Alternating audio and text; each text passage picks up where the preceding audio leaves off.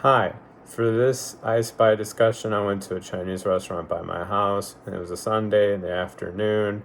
It was right after church, so the restaurant was completely packed full of people. Um, it was so packed, in fact, that I had to wait about 15 minutes in line just to enter the restaurant itself. I sat by the clerk, so I was able to observe his social interactions with people um, going into the restaurant. I saw several tables full of families, and then I also saw the people moving by as they were talking in the line. The primary mode of language here was verbal. Um, People were interacting on the tables. I was only able to observe one of the families uh, orally, just because I speak Spanish. But primarily, it was just to discuss what family issues or talk about the food. As for the clerk and the customers, the clerk didn't speak fluent English, so I noticed he relied heavily on his body language. So he would like point to the receipt to get a sign, or point to the table if they want to eat there, or point to the sign if they want to take out.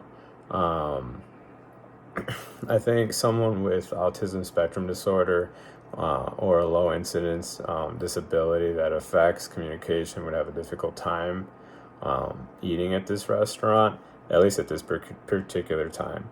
The reason for it is there's so much going on in the restaurant uh, that requires your awareness of your proximity, as well as your who you're talking to. So, for example, if you're waiting in line to move, the line is constantly shifting up. So you have to constantly shift up, and if you're talking to someone, uh, you're going to be focused on several different things. It's overstimulating too, because it's very loud. There's not a lot of personal space either, and then there's a lot of odd sensations. Like, they don't really clean the tables very well, especially between uh, customers. So tables tend to be kind of sticky. I know that from experience, because I've been in there for the last 20 something years. Um, but the primary social interaction that I watched was just the clerk and the people he was ringing up. So I'll focus that for someone that's coming in there to eat who has ASD. It would be difficult for them to interpret what the clerk is requesting of them if they haven't been there before and they're not familiar. And if they rely on trying to listen to what the clerk has to say, they'll have a hard time of it, because he's not patient. And again, he's not fluent in English. And if you try to talk to him in English, he usually mumbles. So that would be difficult for them. I think something that someone can do with ASD in order to make that interaction smooth is just have the money ready beforehand and pointing to what they want. So if they want to eat there, they have the money right there and then.